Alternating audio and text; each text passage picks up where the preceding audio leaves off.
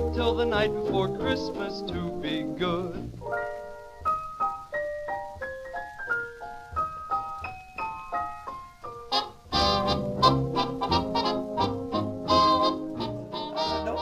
We're to stumble into the scene halfway through the introduction. Screw off. Pour me a cup of rum. Ask for a drink. He pours me a third of a bottle of rum in a cup. Okay. Hi everyone, and welcome to the second hour of the two-part episode number 3 of the Prehistoric Podcast. My name is Bradford Peterson. I'm Francois Division. And I am Andrew Sorsdahl. And so we had a little mix-up on the last hour. We had a beautiful wide setup, beautiful wide shot. That will be unusable because we had the camera.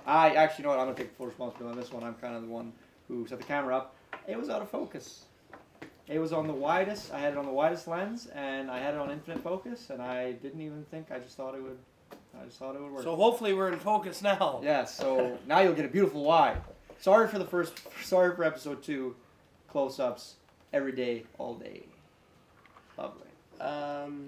So we just dealt with our little mix-up. We're just transferring the footage right now. Mm-hmm. So hopefully the close-ups all look good. I believe they will. Mm-hmm. Hopefully these GoPros don't run out of juice before the hour's up. If they do, we can just use the wide the whole time. I guess. One podcast is just close-ups. One podcast is just a wide. Yeah, I like it. So consistent. It's insane. It's called art. Bark, bark, bark, bark. Bark, bark, bark, bark. We're artists. So I have just finished pouring Andrew what we call in the film business a cup of rum. 2 fingers of rum. Can you start that timer? Probably didn't. I already did, yeah. Perfect. He's on top of the ball, on top of the game, on top of the game, on top of the ball. So what a cup of rum is a cup of rum. Yeah, so what you want to do is you want to take your little tumbler there, and you'll just want to fill the whole thing up with rum, and then drink until drunk. And then it's like you're in the film industry. Yeah. Just like us. Like you have a crippling dependency on a chemical substance. Alcohol. I'm going to keep eating these. That's what they're for. They're for the podcast. Little alcohol candies. Yeah. It was the first podcast, so we had liquor candies. First 2. Next ones we'll do after this hour, we'll do the gingerbread house. Houses, trailer park. Not the gumdrop buttons. Not the gumdrop. Do you know the Muffin Man? The Muffin Man. Yes, I know the muffin. Shrek was good. Shrek is a really good movie. I like Shrek 2 First a lot, one. First one was really too. I like the second one a lot too. The second one wasn't bad. Puss in Boots, excellent character. Antonio Banderas killed that shit. I see it. I don't know what's going to have liquor chocolate. It's liquor chocolate. So anyways, what do we got to talk about now? Last time we talked about Pirate Bay, we talked about Ferguson a little bit, we talked about Bryan Singer. We did a lot of news last time. We didn't really touch on it. I guess we talked about the Babadook. We talked about that. We didn't really talk about entertainment. Let's do. Oh yeah, we talked about Star Wars and fair enough. South Park and Okay, yeah, fair enough. Let's do some video games. Do some video games. So there's a few I've written down. So what have we all played recently?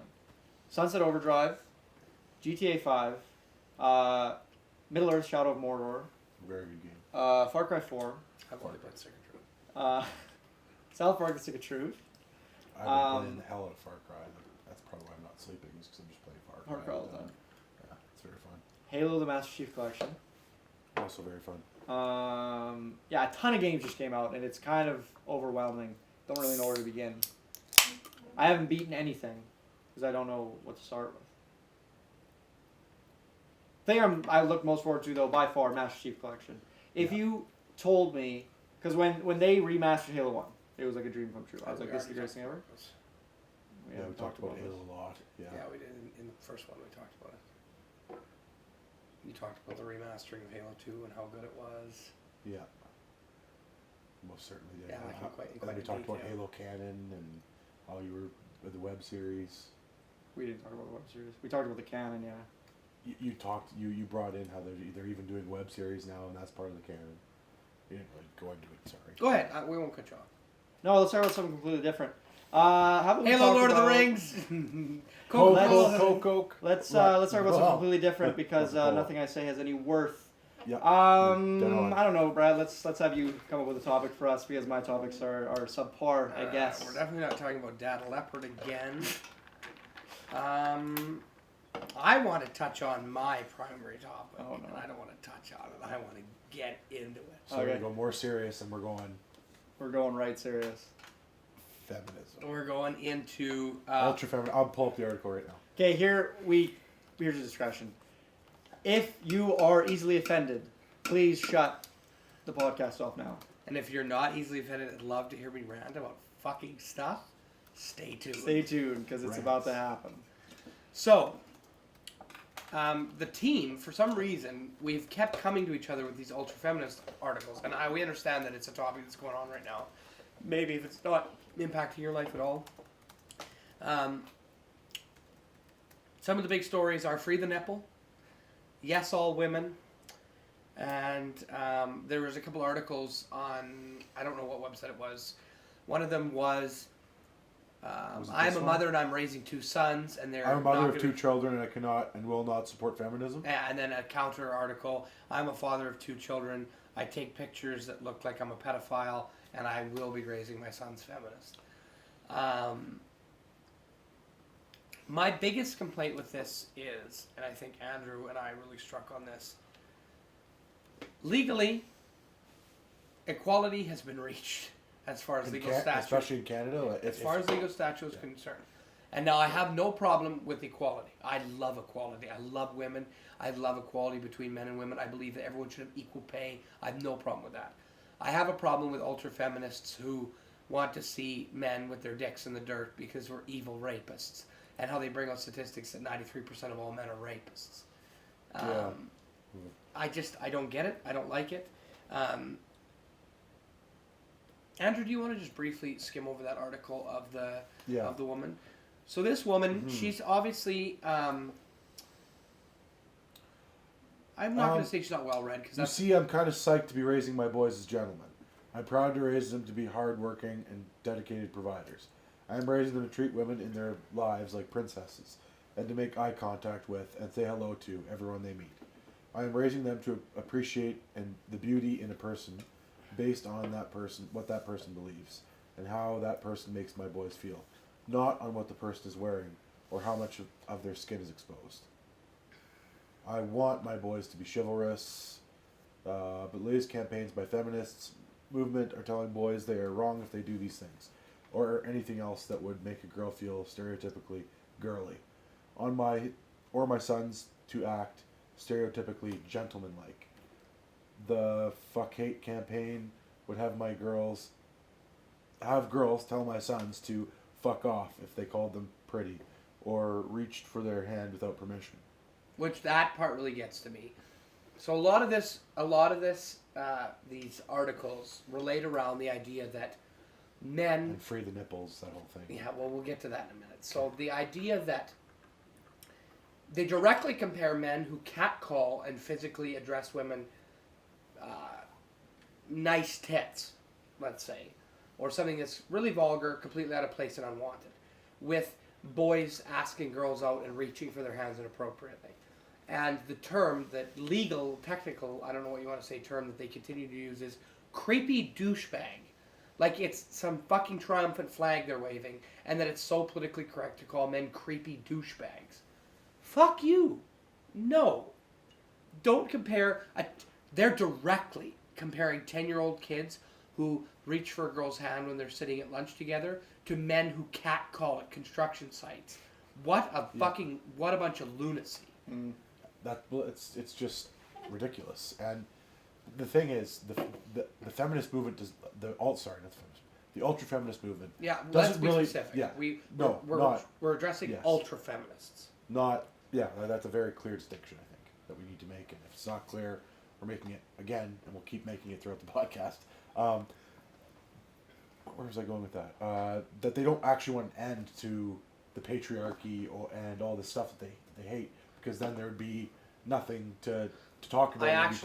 Keep going. I have a little thing I'll read. That's what I think. That's what I think. What I'm referencing that kind of gave me that idea, that comment, I believe, on the one article. Yeah, just give me 1 second here. Yeah. Somebody had written a comment as a response to the guy who had written the counter argument to the woman. So his article Read this. to the mother who can't support feminism while raising her sons. No. No. There's one that's literally verbatim a counter argument that says, I am raising my sons to be feminist, and I'm a man.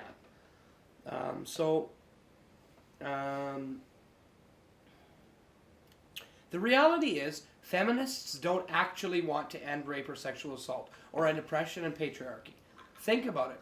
They need these boogeymen, these distorted versions of history rooted in the feminist concepts of oppression and patriarchy to keep the revolution going. They need victims. Do you think a time will ever come where an ultra-feminist will say, well, things are going pretty good for us now. We're going to dial things back just because it's gotten a bit out of whack, and we're only going to go after gender equality. They will continue to find more and more oppressions, hence the lunacy of microaggressions. Would it be nice if everyone treated everyone with respect? Yes. Would equality of opportunity and everyone be nice? Absolutely. Does this sound like a total fucking fantasy? Yes, sadly. The progressive liberal insistence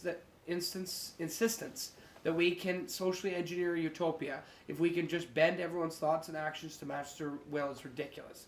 It is tyrannical and it requires a paranoid totalitarian approach that necessitates censorship, intense policing, and potential thought crime. Ultrafeminism is a revolutionary ideology. It has little regard for facts, logic, or science if they contradict its dogma. Feminists simply close in ranks and go on the attack.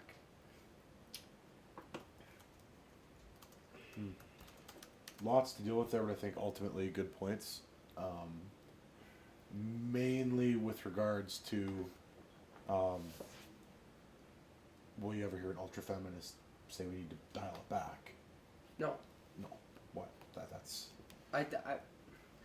That's the thing. When people take these causes and they get way too extreme with them, it becomes everything that they're about. Mm-hmm. Every breathing and waking moment is for this cause. Mm-hmm. And for certain causes, i.e. stopping AIDS, ending world hunger, stopping nuclear war, these things are important. And furthering the equality of women is important, but not on the same level where you need to go to sleep every night. Here's an example. An extreme example, but an example nonetheless. One of the articles had referenced the term free the nipple, which is a new movement about where if you Google it on Google Images, it'll compare a male and a female breast side by side. And written on their chests in marker, it says, this is where breast fat is, and then an arrow pointing, this is the areola, and this is the nipple. Except the woman's has a black tape over the nipple.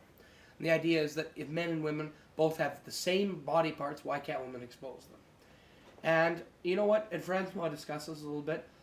In an ultimate world of freedom, why can't everyone dress the way they want? The counter argument here is that in these cases with these ultra-feminists, the idea is that women are allowed to walk around freely, but men must repress their sexuality to the point where if a man is sexually aroused by a woman who's choosing to dress freely or completely naked, then that should be punishable by law. There should be an immediate punishment. And so we're not talking about heckling, like catcalling. We're not talking about touching. No, we're not talking about anything. Literally, it's like the article you read was about just arousal. If we lived in a world where, let's say, people can walk around naked, that's not like public exposure isn't illegal anymore, and women choose to walk around naked. Well, in Canada, I believe it isn't legal to. No. I'm talking full nudity. Yeah. Well, topless. Topless is fine, but I'm talking full nudity. Like let's just say we live in that world. I'm just saying, for both men and women in Canada, it is legal to be topless. It's different in every province. Because I was just reading on Wikipedia. Oh, every province has a different law. But anyways, let's say that we lived in this world. Men are going to be sexually aroused by naked women. This is science. Heterosexual males. Heterosexual males. We have no problem with homosexuality at all. Heterosexual, cisgendered, maybe cisgendered. I don't know. Males. Yes. Okay. Yeah. Sorry. That was very. You gotta be very politically. That was very politically incorrect of me. Yes. Heterosexual males, if they see a naked woman walking around, will be sexually aroused. This is biology. This is science. And this hyperfeminist movement would have you punished.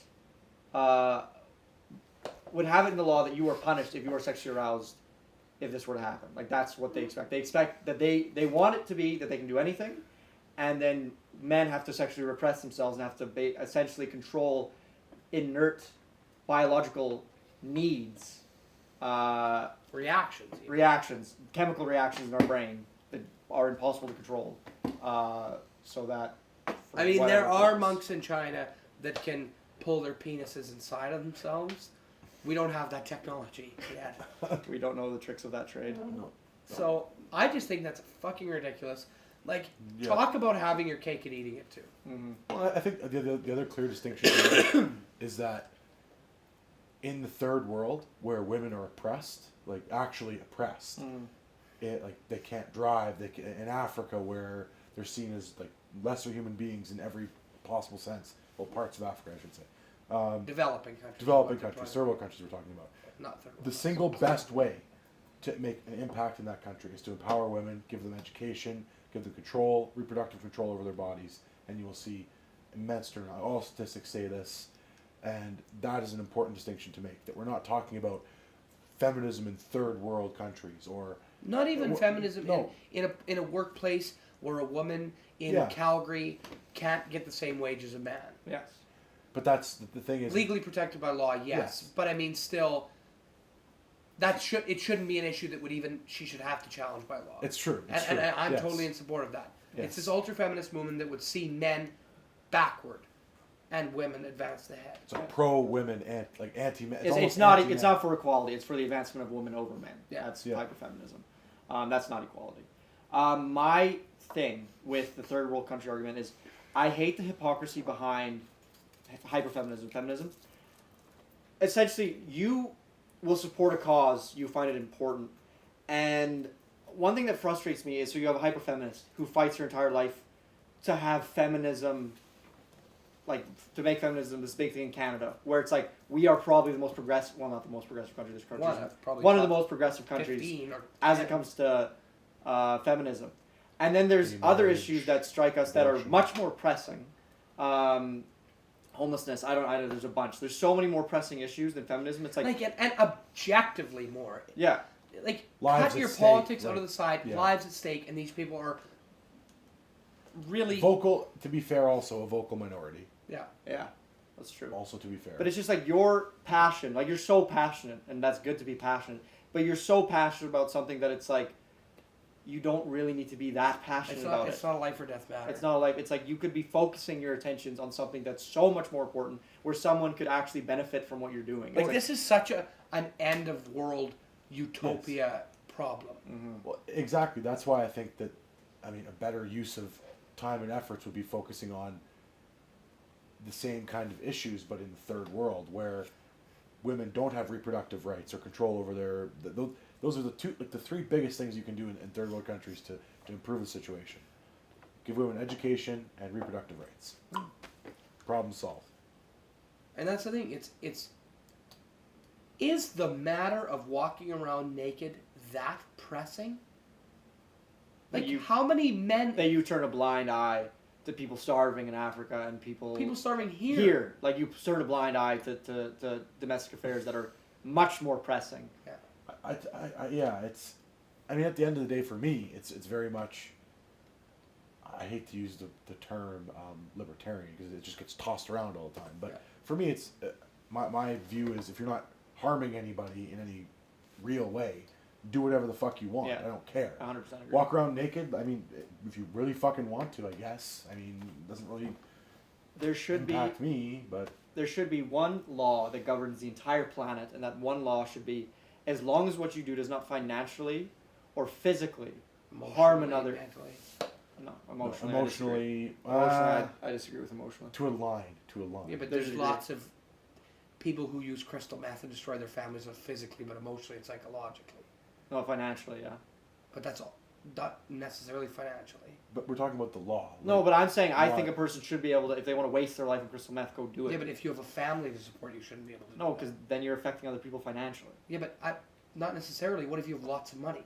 Well, then why are they affected? Psychologically, because their parents are on crystal meth. Well, I'm sorry if you're provided from the I strictest think you sense should of be. the law. I think you should be free to do you should be that. free. I'm sorry. I mean, if If yeah. you want to waste your life and ruin your kids' lives. Yeah, I don't think you should have the right to ruin your kids' lives. no, I you shouldn't. disagree. No, you shouldn't. Not to No, ruin their lives. But I'm saying that it's like you shouldn't go to prison. Like, you should have somebody, like, there should be quality checks to check children to make sure that their Put them lives in are... a more stable environment. Yeah. Get them taken away from you, not I'm prosecute talking, the parents. like, let's put children aside here. I'm talking more because children are very But interesting. that's such a burden on the state.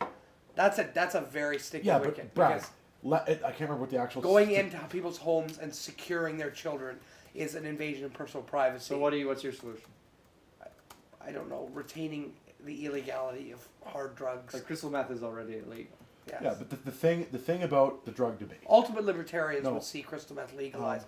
Yes, I understand the whole argument behind drug use Also, actually goes down. when it's legal. if you're a parent that's on crystal meth all the time, you would physically be harming your child because you wouldn't be feeding your child. You'd be physically harming them. And, like, The thing if you're is, that addicted that they're that psychologically damaged, that then you'd be forgetting things. the other thing is that when we actually talk about drug use in the United States, when we talk about percentages of how much each drug is used in the overall drug use in the States, crystal meth is less than 0.5% of all drug use in the United States. Cocaine is less than 5% of all drug use in the United States. Here's my problem That's with that. including crack cocaine and So we'll just say large numbers are we'll just statistics, small numbers are news stories. we'll just say fuck it. it's to- true. No, no. children. If 500 people the are two gassed- largest, the two largest groups of drug use in the United States are prescription drug abuse, which claims more lives than, well, not as much as alcohol, and not as much as cigarettes, which are both legal, but it's up there, really deadly, even more deadly than cocaine, and then marijuana is the other vast majority of drug use in the United States. So when we talk about actually, like, let's say, be it resolved, legalize all drugs or make all drugs illegal, we're really talking about marijuana use and prescription drug abuse. Those are the two, like, significant figures in that equation. But that, I just don't like the- numbers don't matter. It's not a numbers game. It's not about how many people are doing it. It's about the small numbers of people that are being affected drastically. when we're talking about, the thing is, when we're talking about, like, should we legalize or But be it decriminalize- resolved, legalizing all drugs is a ridiculous topic. No, it's not. It is not a ridiculous topic. You will never see it. You will never Yes, see it. No, I don't. Yes, there is a strong argument for it. You- I urge everyone to watch the Intelligence Squared debate, where they actually debate this topic. I go We for still got to watch. So they actually debate this topic, and brilliant debate. Lots of I've seen lots of debate on it. Don't get me wrong. I'm not saying one way or the other. I say, well, you absolutely will not see it in our lifetime. no, I'm not. Well, that's not entirely true. Legalization of all drugs, not a fucking chance. No, I don't think so either. But do Look- I look think at South America? Look at what they did there and decriminalizing all Yes, drugs. look at South America. Not Mexico, South- the entire government is run by. I drug misspoke. kingpins. Excuse the fuck out of me. I'm talking about Portugal, I believe, where they decriminalized all drugs, and instead of sending people to prison, they Used sent them. rehab. They used rehab. So that's a step in that direction. And when you talk about the numbers that we're talking about, right? So that's just the people who've used crystal meth, not who are addicted and destroyed their families, right? We don't have a sample for what number of people on crystal meth are destroying their families, right? We're talking about But like less than 0.5% of the population of the United States. Yeah, but less 1%. Or not even a population of drug use. 1% of the people in the United States is 350,000 I people. know, but we're talking about drug use, so that's even smaller percentage of the population of the United States. That's still probably over 100,000 people. That's a lot of fucking people. As soon as you start breaking into small percentages, less than it that. seems way too easy. Even if it's 10 people, I still Yes. care about those people. I'm not saying I don't care about them, but the way No, but I the don't- way to deal with it is not to make it illegal. is not and to send take them their prison. freedoms away. Exactly, they should have if a consenting adult should have the freedom To to do put whatever they want in their body. I 100% agree. I think it's like 200,000 we have what we have to do is we have to million institute percent. a system of education where it's like they tell you this is what's going to happen to you. These are the risks. It's with everything. Yeah. You should just be educated. We just should have our education system should be reworked from the ground up. I'm- Get rid of all the bullshit. I don't agree with the argument one bit, and I'll tell you why. Give me a second here. Yes, we talk about the war on drugs in the United States all the time, how it's a failing war. Yeah. And to actually go right in tune with your small percentages. In a country like the United States, if you would legalize marijuana and some of the softer drugs, you could easily combat crystal meth and destroy it. You could wipe it off the face of the Yes. planet. You could legalize it and destroy it completely. Make it so nobody can fucking produce it, nobody can have it. Yeah, but with the money they spend on drug war, easy. You could No, eliminate. but I everyone. don't like that. I don't That like the is- idea that you have to get rid of something for people to be able to live. And also the other thing is that when you look at the like the statistics and the numbers, it becomes very clear that the only reason that we have this state that we have with drugs is that it's the government trying to legislate morality. Like, why shouldn't you do that? Because it's wrong. It's wrong to do crystal meth and make that choice. And I don't think the government should be able to legislate morality. No, but the legislation around hard drugs is not to protect drug users. It's to protect the people that they affect. That's fine, but that's.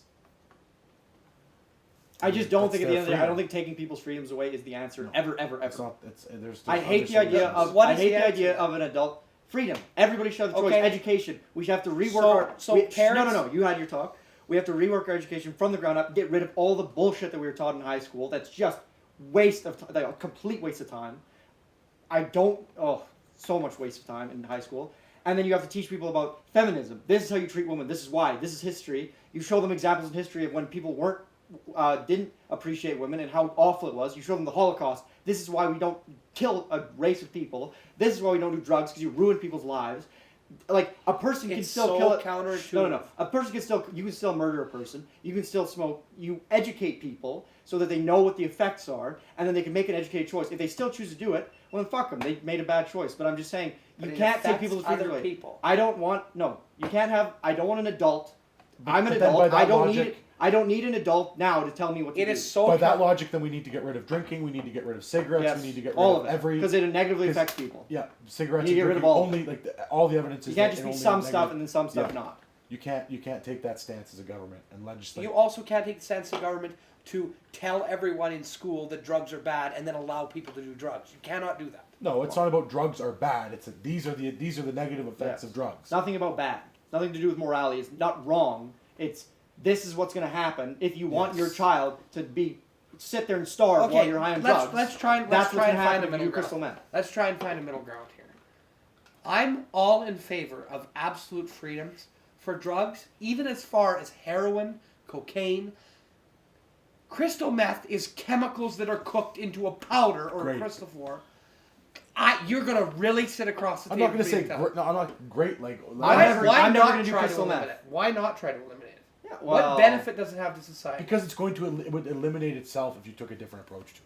I don't think so. Yes, it's drugs are not a crime issue. It's a mental health. It's issue. like anything. It's Drugs are purely about socioeconomics, Yes, and that's you're what not I mean. going to eliminate poverty. No, you're not going to eliminate poverty. So you'll always have a drug problem. And if you try and crack down on the really hard drugs, turn your entire approach away from wasting hours with flamethrowers in pot fields in South America and stop people from cooking dinner trays in burnt down apartments in Detroit. I would agree that it's better than what it would be, but I think the ultimate point is that it's about morality in the government. I don't believe the government should legislate. crystal meth is there. But It everyone, exists. the government isn't run by robots. People have their own morality, and they're always going to try Like to the other force thing is, morality. people who want to do crystal meth are going to do crystal meth. Not if who- there isn't crystal meth. It's one of the easiest drugs to manufacture next to. Not now. You can't red phosphorus. You can't fucking get it. It is not easy to cook crystal meth. Well, there you go. We're already solving our own problem. So few people use crystal. I'm just meth. saying, it's like any A happy medium. You're never going to get total absolute freedom. There's libertarianism is never. No, going to I'm not exist. saying that. I'm saying it should be that way.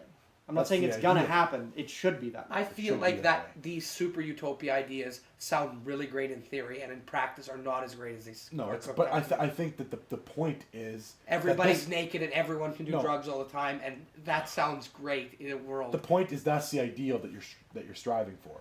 So you want to try You to have to fall have a goal. closer to that line than to it's bad. But realism solves problems in a real world circumstance.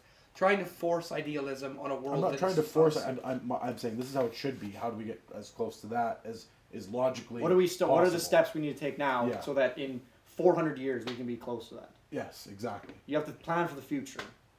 See, I'm more about solving problems in my own lifetime than I'm worrying about what legislation is going to be in 400 years from now. See, I'm not really worried about anything. I've got a very nihilistic view where I don't give a fuck what anybody does ever. It's like we're gonna die and nothing matters. But it doesn't change the fact that sometimes I like practically, if I want to think about things practically, I think that's definitely the way to go. But I think it's like drugs are like any social issue through history. Yeah. Black people were second-class citizens half a century ago. Through education and teaching people that black people are not second-class citizens, they're people just like the rest of us.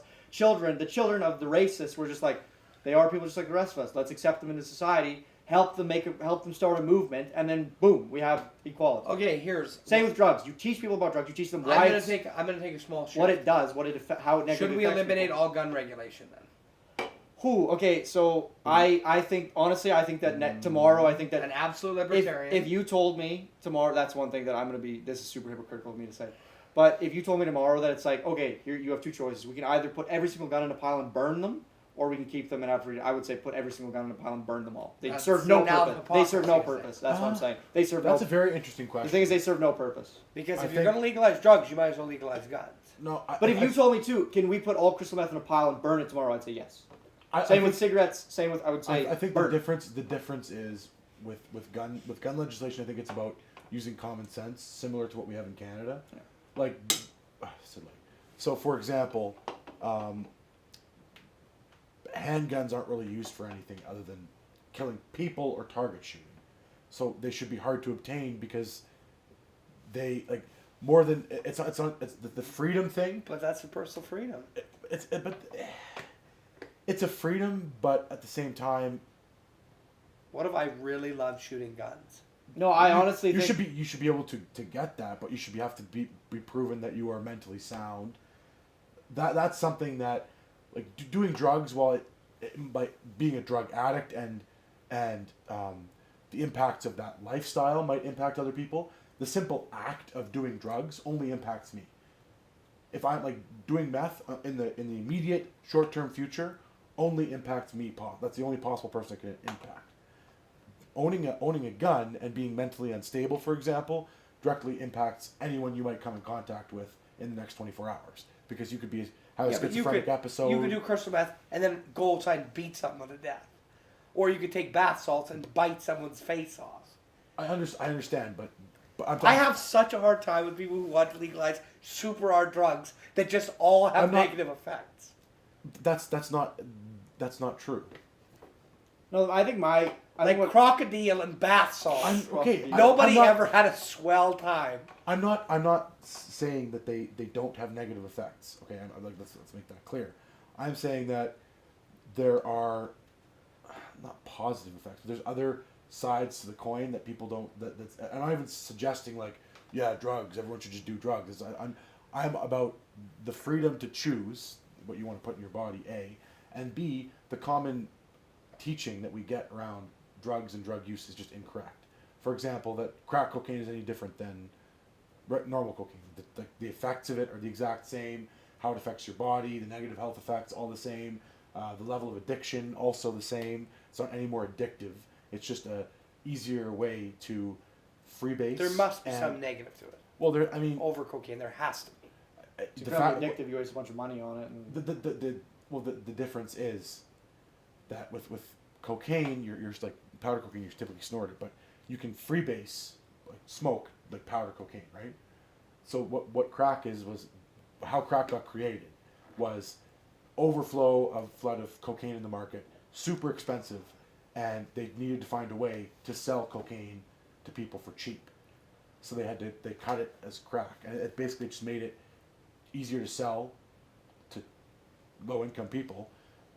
Excuse me, and it's essentially just the same. It's the exact same as if you were to smoke freebase cocaine, except it's easier because you don't need ether or all these things. So why wouldn't people who do cocaine just buy crack? Because you have to smoke it, and it damages your lungs because you're smoking something. The negative health effects are different because you're ingesting it in a different way, right? With snorting cocaine, you don't get the same effects to your lungs, obviously, because you're not inhaling smoke into your lungs. You understand? Yeah, I get it. So that's it's different in that way, but the actual toxicology effects of it are the exact same. no, like I said, it's kind of hypocritical. But I mean, like once again, the only reason I say some of the things is because if you told me that tomorrow we can put guns in a pile, we can put crystal meth in a pile, we can put all the things essentially that have Like, it literally would be no. a big fucking pile. it's a big pile, but I'm just saying literally have no, figuratively, if literally have no positive effect on anything. If we just put those things all in a pile and burn them, I would say yes, burn them, because it's like, why wouldn't we just get rid of these things that have no positive effect? Fill the entire atmosphere with crystal meth smoke, you son of a bitch. Yeah. Put them on a spaceship and launch them into the sun. And then Right. alien species. And also, let's be But- clear. I'm not saying. Oh, sorry. But the thing is, we can't just put all these things in a pile and burn them. So they do exist. So therefore, you need to find a way to slowly phase them out, and the way to phase them out is through education, not through legislation. not through I guess. legislation. I don't think changing the idea of Also, there's an interesting argument that I heard in The Union, that documentary about the marijuana industry in BC, Yeah. and just how the legislation or the health class kind of typical teaching of marijuana is just as bad as crystal meth is really detrimental, because like putting them in the same ballpark, because statistics show that people are going to probably try pot at some point in their lives. Like most people do, at least try it once. So teaching them that they're on the same level, this guy made the argument that, oh well, they tried pot, they know that most of what they learn is bullshit. So why wouldn't they be bullshitting me about crystal meth too? They lied to me about pot. Maybe crystal meth's not as bad as they say, right? It's a leap. Don't get me wrong. I'm not saying it's a super solid argument, but it's interesting nonetheless. Okay, everyone, we're going to take a short 5-minute recess and swap our GoPro batteries out quick. Because if that camera quits, then we actually have no podcast at all. All right, We just have audio. all right. So if you heard that, we're just swapping our GoPro batteries out. I thought you Oh, said they're all green now. I don't know why they charge so fast. Oh my god, I cut my thumbnail, Steve. Yeah, same here. Oh, we have no idea if these are going to be well framed. Wow, they're just tilled. It's not like you can really fuck up that bad. Fuck off. I can't even get mine. Go inside here and in this ridge here. Where? This here and this ridge here. I can't even get it out here. Oh, you can't even. No. It's so tight. No nails. Can't dig in there. Thank you. That's sad.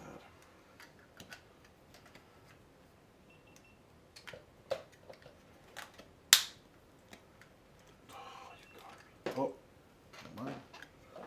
Popped right out. Fuck, I didn't put my back on mine. Is this your battery? Your dead one? Oh yeah, must be. Here's my dead one here. Oh, I popped the mic. Anyway, continue talking. Yeah, so I think that freedom is the more freedom and education is the more long-term approach, as opposed to just legislating, trying to tell people what they can and can't do with their own. I just don't. Lives. Why can't we have a combination of both? Because I don't think it's the government's place to legislate morality, and that's ultimately What it comes down to. Like, Should the government be purely an economic body? not economic, but it should be about public safety, which the argument that getting rid of Who didn't change your battery out? It's me. I need a battery. The argument that the current state of drug laws, where we're just, like everything's illegal and you go to jail for possessing or using it, is not the way to help public safety. Public safety would be to do something similar to Portugal, where if you're caught, let's say, not supporting your family because of drugs, you're sent to rehab and then given a chance and blah blah blah. So a system like that, not like it's still a radical altering of what we currently know. Here's what I think, and I think that this will really shed light on this. When we think of drug legislation, we generally think of the United States. It's because true. It's where drugs. I mean, it's the DEA, it's the epicenter of war everything. drugs, yeah. Media is all centered around any drug media is centered around the United States. And I think the United States has such radical drug legislation in most states and federally that look at Germany, for example, Can you? in the 1940s, because Oh, wow. everything always relates to Hitler. Always. If a group of people is oppressed, i.e. people who do drugs, really seriously for a long period of time, then they're going to have a strong reactionary response. And I think that if drug legislation changed slowly, and that criminalization wasn't necessarily completely gone, but definitely brought lower and less serious than it is now, then I think that you would see, you wouldn't see a need for this complete utopia of drugs. And softer legislation would lead to people realizing that there can be a happy medium with legislation and illegality around certain drugs and rehab programs and education all working simultaneously. No, of course, and that's kind of the direction we are headed right now, for sure. And I think the other interesting thing to note That's too a natural is that progression. there's actual documented positive results from drugs that are currently illegal, such as mushrooms, LSD, and ayahuasca, where, for example, ayahuasca in South America, there's actual clinics you can go to get treated for addiction, like severe addiction. People go like addicted to heroin, for example, take this psychedelic journey on ayahuasca, and then come back and don't eat very much sugar, refined sugar, because they want to keep their body pure, kind of thing. And also in lots of research into post-traumatic stress disorder, and post-traumatic stress disorder, and how first of all, LSD in a psychotherapy session can get rid of fear of death and a lot of the symptoms of post-traumatic stress disorder, and magic mushrooms that can be used to treat depression. So some people with depression, severe depression, they take dosage of magic mushrooms, and it actually can quote unquote cure them of their depression for like a 6-month period. And there's like clinical documented research into this stuff. See, I don't think anybody who's talking in the real world is talking about pot and mushrooms when they're talking about drug legislation. They're not talking about it, but that's the reality of it. I know, It's but like, that's an old regime, and those people are going to be dead in 40 years, and we won't have to worry about it. it's true. Hard drugs is going to become a real topic in 25 years, and people are going to have a really sit down and talk about it, because marijuana is going to be legalized, mushrooms are going to be legalized. All that shit, I Yeah. understand, but Like, there's two classes of drugs. There are drugs that are meant for... basically it's like drugs you'd find at a music festival. Well, no, never mind. So I was gonna say, Spoke you too can soon. find- you found you- bath salts and So you can killing find people. some fuck things. In Never mind. Continue your point. Drugs that don't make you uncomfortable in a social setting, and drugs that make you really Really uncomfortable uncomfortable. in a social setting. That is very true. That is very true. That's right. You think about it, like someone's on mushrooms at a party. It's like, haha, he's seeing funny stuff. That's funny. It's like, oh, that guy did a bunch of heroin in the bathroom. It's like, whew. Let's probably leave. Yeah, let's get Yeah. out of here because people with guns might show up at any minute. So I don't know. I think it's definitely something to think about, and something that I think everyone's gonna have to get engaged in. Oh, for sure. In the near future. Yeah, and I think I mean, It's I an important topic, retain. I don't really retain a policy, but my whole thing is I'm very optimistic about our society, and I see. You look 100 years ago, and you see where we're at now.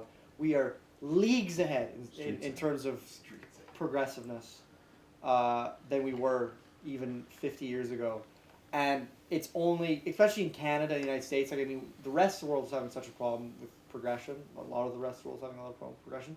But I think that Canada especially, it's like, our racists, Especially. our It's sex... It's especially. especially? And you Okay. said especially. Sorry. this is actually called the Correct Francois Grammar Podcast. Yeah, this is called and, the Francois podcast. It's okay. We'll teach you someday. You're a super nice kid. Super nice. Let's You're so just nice. move on to a different topic. Sorry. It's just too funny. Racism comedy. Yikes. Ooh. No. Okay, that looks terrible. So no, what I wanted to say, because that's actually with what I was just saying until I was really interrupted. All these things bleed into each other. We are much more progressive than we were 50 years ago. I see this progression, and I think the people who are now racist and are now sexist and are hard drug users and like stupid people, dumb people. There are Basically. stupid. There are objectively stupid people. People who are racist are dumb. People who are sexist are dumb. People who do hard- homophobic is dumb. Homophobics are dumb. I'll give you one thing. There are people who are grew up in a world where those are realities, and then they just need to be educated. I have seen people change. No, I'm just saying if they can change, they're not dumb. If you can't change and you're strict in your ways, you're dumb. Yeah, that's exactly. You're stupid. What's the other? People who do hard drugs and negatively affect their families and will not change are dumb. These people are dumb. Dumb people are dying, and they're having kids who are learning, who are more educated than they were, who can learn from the past. They're smarter, and this is our society. In every generation, we're getting smarter. We're getting smarter. We're getting smarter. I do think this. I'm very optimistic for the future. I do think we are moving in a progressive direction. Whereas most people are like, "Oh, we're getting fat, and we're all going to die because of So coke and what you're talking about here is no. I think we're what you're talking about here is feminism, racism, comedy. Oh god. Oh, and then the Feminism, racism, comedy, all in the same breath. So Francois was talking about dumb people. Who's John B? That's the guy you were talking about that died that we had the big funeral for or whatever. Oh, no, John Belleville, yeah. We should talk about him a little bit. Andrew, bring an article up. I know you guys are not, Francois and Andrew are not big sports guys. I'm a big sports guy. But John Belleville far transcends hockey. He was ambassador for Canada. Yeah, that guy, yeah. He was a Montreal Canadiens captain. He won 10 Stanley Cups. He won the very first Conn Smythe for being an MVP. He was ambassador for hockey and changed the way it was played. Mm-hmm. He dealt with a lot of social issues, was really a leader for Canada. And I believe he was the first athlete to receive a state funeral. Like, as if he was prime minister, he received a state-funded funeral. Yeah. Super sad that he passed away. He was 83 years old. My captain, bon voyage. Hockey greats bid farewell to Jean Belleville. One of the most touching things I've ever seen is they had a big presentation on him before they raised his jersey and had this big presentation at one of the Montreal games. And his widow wife sat in the crowd. And there was a standing ovation for 20 minutes. And she just stood there and cried and blew kisses out to the audience, and they just had the camera on her, and she was weeping and weeping and weeping, but I'm so proud of what my husband did, but I'm sad that he's gone. Yeah. And she looked so innocent and sad. So what did he pass away for? I believe complications of some sort. Natural. He was 83 years old. He when you get that age, it's definitely a ticking clock. We all got a ticking clock, but then it's except for me. Yes, well. And I'm doing pretty good at immortality so far. And that's the thing. And so I mean, he was very touched with a lot of people, and all the Montreal Canadiens players wore number 4 on their jersey. Wow. So cheers to John Belleville. Thanks for everything you did for us. Yes. Cheers, bud. Don't know anything about you, but you seem like a cool guy. I know. I understand why it's important. Thank you for bringing that up, Brad. Yeah, I think he's very important. He's a fucking Canadian icon. Yeah. He was actually the honorary captain for the 2010 Winter Olympic hockey team. That guy stays off. I actually enjoyed the hell out of mine. How much time we have left, Andrew? We got about 13 minutes. Okay. Enough time to get into some stuff here. Let's what's left on the topic sheet there? That's a greasy So we're done with John Belleville. Done Sunset Overdrive. We can talk Shadows of Mordor. Did we talk about that before? And back to video games. I like video games. I do too. Far Cry. Finally got the crossbow in Far Cry. I'm going to just start by talking a little bit about Far Cry because it's awesome. Little Far Cry update. Yeah, I'm sorry. It's my obsession. Master Chief Collection. That can't be brought up again? Far Cry 4. Yes, it can. Oh, fuck 100%. both of you. Yeah, Everyone's played Halo. Great! Then everybody knows what I'm talking about. Keep talking about Far Cry. Master Chief Collection was super good. Halo 2 looks You hypocritic oafs. Keep talking about Far Cry 4. I was just going to say it's awesome. I'm just totally enthralled. It's my new... when I'm not working on something, I'm playing Far Cry, and you should check it out. It's awesome. But let's talk more about Halo. It's really good. Halo's awesome. It's the same games that you played before, but the graphics they're better. better. They're still the best games ever made. They're very good games for sure. I don't doubt or fault you for thinking that. They're the best games ever made. End of story. Let's talk about Middle Earth: Shadow of Mordor. Okay. Great game. Fun. Very fun. I'm not a big fan because I'm a huge Lord of the Rings fan. So canon is pretty important to me. And Shadow Mordor to me is not canonical at all. It's really ridiculous, and the fact that you turn to a wraith doesn't really make any sense.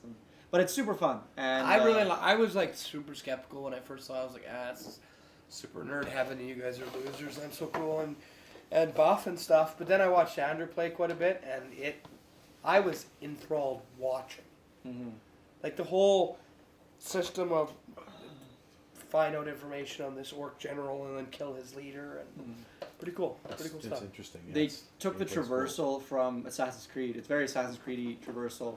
They combined it with the combat from the Batman Arkham games, and then they threw it into a big old open world, give it the Lord of the Rings brand, and it is phenomenal. Like those are just all those things are such a great combination. And then they have this great system in it that they developed called the Nemesis system, which is like their artificial intelligence system, where essentially the AI sorts itself into these random groups of a random hierarchy of orcs, and killing orcs at different levels of the hierarchy basically affects their whole society and how it works. So you could kill a guy who's super far up, or like you're an orc. dying. Or if you die, if an orc kills you, that also changes, because if you die, the game doesn't like reset. You keep playing, and you live in a world And now they where you recognize died. your death. Yeah, they recognize you. So if you died, then that guy's got. Because you're not More actually power. alive. He becomes more powerful. Yeah, and he's more ballsy towards you because he recognizes you, and it's cool. They actually have dialogue. Like the amount of dialogue they have in that game is ridiculous, because they have dialogue situations for everything, which is really, really cool. Like your game that you were playing and the game that I was playing. Or totally different. Totally, like all the orcs that I had. Yep. Completely all different. Totally different. Totally, Yeah. mostly, well, about a little less than half of it, I would say, is totally randomly generated. You have no idea. It's going to be different every time. It's very cool. Within So a certain number. My only flaw of the game is I hate in a world with the modern gaming systems we have and storage space we have that they have to be limited to one geographical region. Well, we had this talk before. I think it's just better to love stay huge open world games. Yeah, no, me too. But I think it's better to stay one place, do it really well, than to have all this choice and not have any fucking idea what to do, because it's too big. It's just you won't want to play that game. You're gonna start playing. You're gonna be like, this is too big. I don't know where to start. I don't want to play it. You could find People already have that problem with Skyrim. A lot of people already think Skyrim is too big, and they won't even pick Skyrim up because they're like, it's just too big. Where do I start? How do I begin? Suck, and we don't care about that. Well, I'm If you're just not willing saying. to, like, if you pick up a game like that, I keep saying like, god damn it. If you pick up a game like that and you're not willing to invest the time, Skyrim doable. I get Skyrim. I'm just saying you have a game where you can go to every region in Tamriel. No one's gonna buy. No one's gonna want. Everybody's gonna buy the game. No one. Nobody's gonna play it for more than an hour because it's like, what the fuck do I do? Francois, there are men who have not seen the sun's light in 50 fortnights. All right, so there's a couple hundred people who Several will years, play the that shit is. out of the game. I I'm just played saying, 38 hours in a row. I would much rather have a very polished version of one region than have a bunch of regions that are just like it would suck. They would build it. They would problem spend is all the Beth- time building the map. They would have no The missions. problem is Bethesda and Rockstar have made open world such a benchmark that you release a game like Shadow of Mordor and it's like, well, it's not it's too open big. world. yeah, it's not as big as Skyrim. It's not as big. It's not as big as the inside of my Los ass. Santos. It's too small. It's too You small. could have done better. Fair enough. But I mean, yeah. I mean, Using Skyrim is such a thing because it's like you use Skyrim and you compare like any game to Skyrim and it's like nothing is. Should I be paying as much money for Call of Duty as Skyrim? No. You're not getting the same quality. You're not getting as much work. let's talk. Sorry to abruptly switch the topic, but Fallout 4. I want that game so 100%. badly. How awesome is that game? Hopefully going to be. I'd give both my hands to play that game or to have that game right now. I love that universe, that the whole post-apocalyptic thing.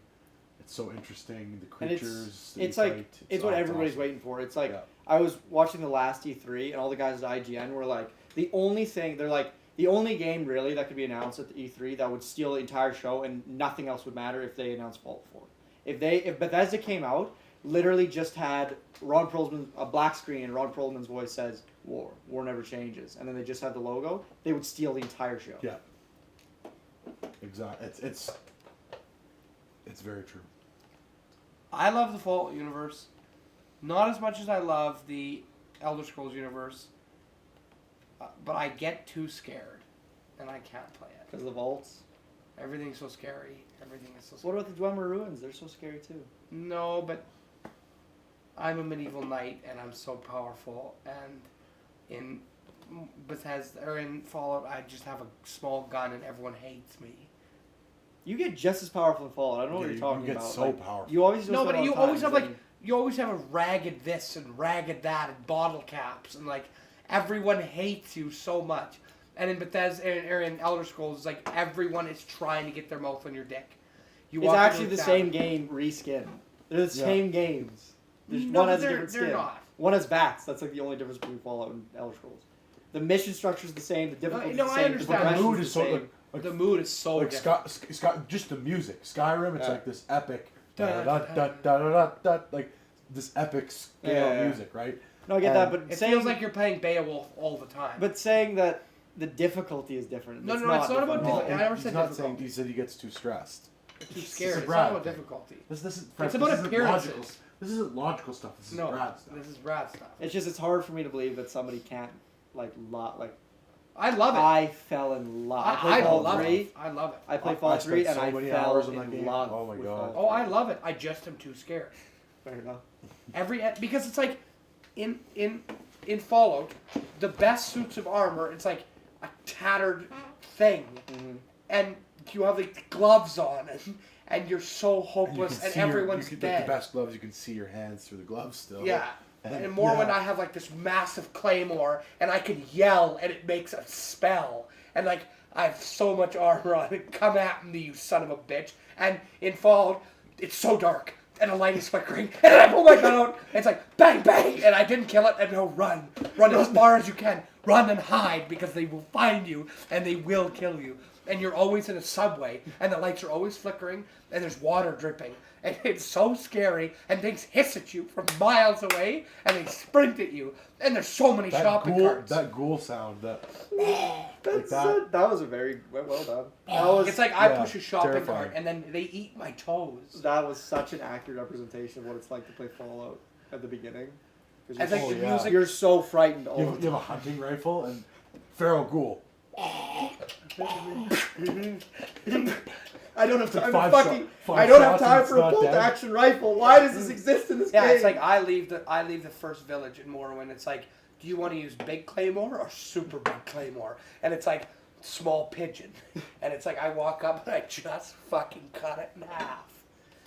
But I gotta say, like that's at least in Fallout. What Bats they is did, incredible. what they did to combat this scariness was they had bats. So you just spam bats and pause the game and then find the target. And be like, thank God, I know he's over there. Yeah. How I played Fallout 3 is I snuck and just constantly spammed the VATS, just slowly, like 2 steps at a time. Every step, like VATS. It's like I'm in Megaton changing out steel pipes so the water system works, and I'm terrified the entire time. I gotta say, like some of my favorite moments in Fallout 3 is when you're just walking through the wilderness and there's early game. There's 2 creatures that will fuck you up if you walk around the wilderness. The Death bears. claw. What are the bears called? They have a name. I can't remember. Anyways, the bears and deathclaws. They will end your life. Randomly generated. No, they're in areas. And they are. Okay. Well, Well, maybe I randomly went into the area. I guess I don't know. that's what I accidentally. Well, the fucking bears, Ungoi, I think they're called. But anyways, or whatever. I can't remember. We've got But, 3 minutes left, just so we're aware here. It's like you're walking in the wilderness, and then at one random moment, I'll be like, oh, I'll just press VATS, see what's it. Press VATS. Deathclaw. Yao Guai. Yao Guai. 50 meters. Ooh, Ungoi is bloody grunts. That's the alien name for grunts. Deathclaw. 50 meters behind me. It's like, well, there's nothing. There's physically nothing I can do. And then it's just, and VATS, and then try to point your gun at the Deathclaw. And you can't run; they're way too fast. No, way too fast. They'll chase you down. Unless it's way, like, you don't even get to a point where you can really kill those things until way later in the game. Like, they fuck you up for so long. Can you shoot them in the legs and just like slow them down? Nah, kind of. If you're Yeah, far enough well, away. and if you have a super powerful weapon. The thing is, Deathclaws also have a ton of power. What I would do is I'd have a sniper and try to hit them in the legs, and then when they got close, combat shotgun, and try to back away. And it takes several clips of a combat shotgun to put them down. What's so. always good about Fallout and Elder Scrolls is if you can glitch the game basically by like climbing on top of a rock or something, and then survive. they just and then just sit there and unload. The thing is, in Skyrim, like I don't even know a creature. Like the dragons, you can just run from them. You can run from things that will kill you, and everyone in the game is also like, I will help you. I was gonna say there's nothing terribly fast in Elder Scrolls like because Deathclaws that and the bears, that's the problem. They're so fast you can't. Morrowind is really scary, but that's a totally different world because you're reading through the tattered pages of your journal. It's like go 50 feet to the left and you're dead. You didn't even make it. You don't even have time to close your journal before the poisonous gas fills your lungs. You know what game I would really like to see Brad play? Mm. The original Condemned What? for the Xbox 360. It was on a couple consoles, but yeah, Condemned is very stressful. Because that's Condemned is like you've just been thrown out of a window. You have no weapons. There's homeless people, and they're trying to kill you. What do you do? Hey, I mean, there's like those like weird zombie ghoul things that crawl on the ground, like all twitching and shit. Who was that? Clive Barker, I think, made that game. Clive Barker is a master of horror. I remember playing Like, I'm that scared game of and being solitaire. so scared. Like, I don't like when the hands get too out of hand. We should. I want to download the new Alien Isolation game or Outlast, and then we can all just sit there and play it. That'd be Outlast would ruin your life. Outlast is so stressful the whole time. Like Amnesia, you might be able to play. No, you wouldn't be able to play Amnesia. No, I can't. Amnesia is not really stressful. Amnesia is like very atmospheric, and you get very scared just because the atmosphere and the whole idea. Because they always have these like really disturbing ideas behind Amnesia, and you uncover these really disturbing things. So you're just sick to your stomach while you're playing Amnesia because you're super uneasy because of the music and like everything, and never really stressed out. But Outlast, you're so stressed. There's just so much about stressing you out. And like, this guy's chasing you. This guy's chasing you. Oh, where's your locker? Where can you hide? Where can you hide? You hid, but he saw you. So what do you do now? I hate it. I hate it. I hate it. I hate it. I hate it. And that's where we're on tonight. Yeah, we've got 45 seconds. So thanks everyone for tuning in again. Thanks very much. I'm gonna let Andrew cap this one off. Oh, shit. Well, thanks to all of our not sponsors that we have, the three of us. Thanks to us for sponsoring this podcast. Yeah. Thanks to all of you people, beautiful people, love your faces, as Philly D would say. Don't like that guy. Anyways, thank you for watching. Now I'm rambling. Check us out on Facebook and Twitter if we ever decide And we do have original creative videos that you can watch too. Yeah, on Molly. That's Molly. YouTube. Motivational material. We're gonna make some more stuff pretty soon. Yeah. Stay tuned. We got a lot of exciting stuff planned for the future. Alrighty. Yes. Talk to you later. See you on the next episode, boys and girls. Yeah, boys. Yeah, boys. Yeah, boys. Yeah.